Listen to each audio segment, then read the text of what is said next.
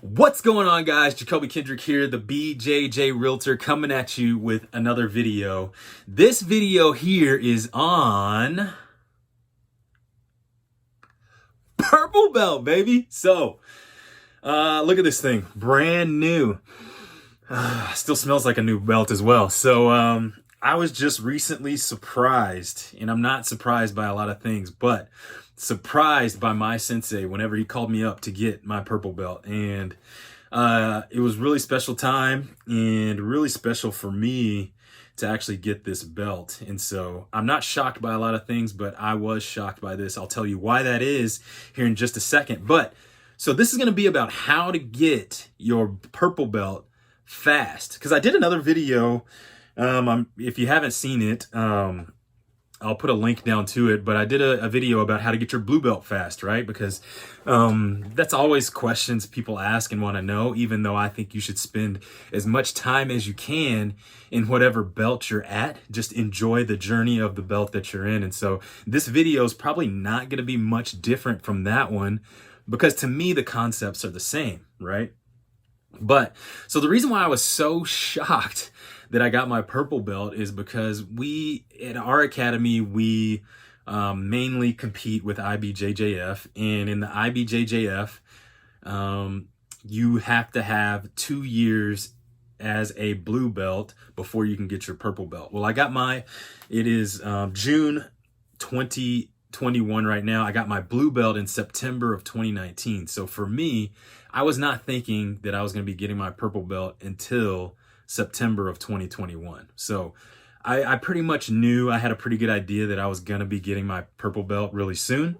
I just didn't know when it was actually going to be, right? And so, but in my head, we had a ranking day and I thought it was going to be in September. Wasn't even thinking about it being in being now, which was a couple of weeks ago in May. And so we had our ranking day. It was a really special day for me because it was the day my sensei was actually celebrating 31 years of jiu-jitsu. He's been doing jiu-jitsu for a long time. One of our other professors got his first degree as a black belt. And then two of my best training partners that always prepare me for all of my competitions, one of them got promoted to black belt and the other one got promoted to brown belt, which they are like absolutely one of the reasons why I have progressed so quickly in jiu-jitsu. And so it was just a really special day for us.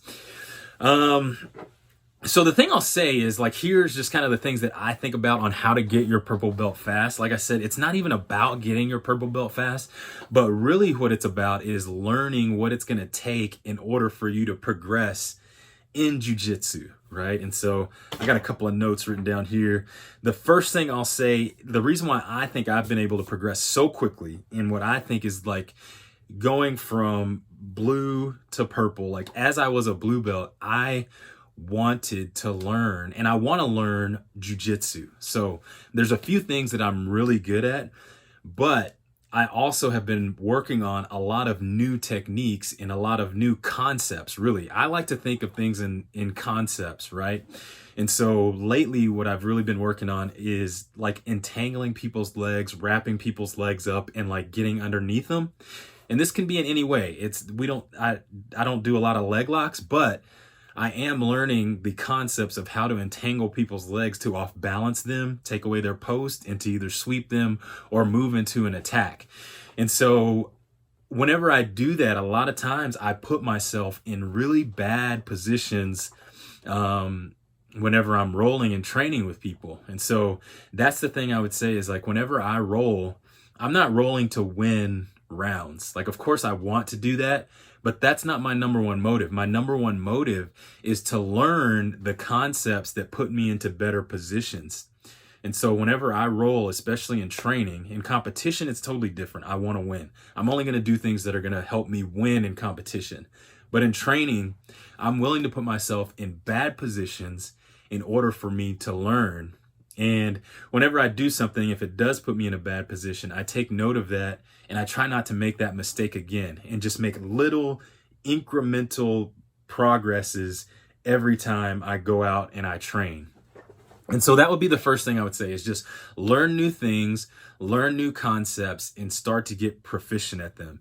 The second thing I'll say is don't get in a rut, right? So I really like deep half guard, but I guess I wouldn't say rarely, but that's not my go-to anymore whenever I'm training. Unless I'm training for if everything changes when you're getting ready for a competition and you're in a camp, like I will train my deep half pull, I will train deep half a lot because that's what I'm going to be using or planning to use whenever I do that competition. But when you're out and we're like acquiring new skills, like don't get in a rut. If you're really good at spider guard or whatever else, don't play spider guard. Like don't do it. Like you're already good at it. You might even be black belt level at something that you're really good at. Well, if you're good at that, don't do that. Develop other parts of your game and learn jiu-jitsu. And so for me, I want to know jiu-jitsu. Even if something's not my game, I at least want to be proficient at it. I at least want to know the steps for what I can do and how I can counter, and I can do those things. And so that's like really the most important thing is don't get stuck just in your game. My sensei says it all the time. You guys know jiu-jitsu, but you don't know jiu-jitsu. He's got 31 years.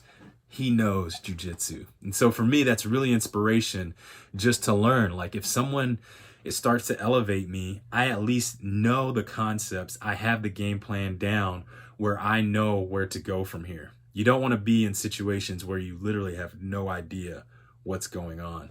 So develop a plan to do that. And I feel like that's kind of what I've done really well. And that's why I was like rewarded with my purple belt. And then the other thing I do is I study a lot. Like I probably study jiu-jitsu too much. Like I do my job. I'm a realtor, obviously, the BJJ realtor.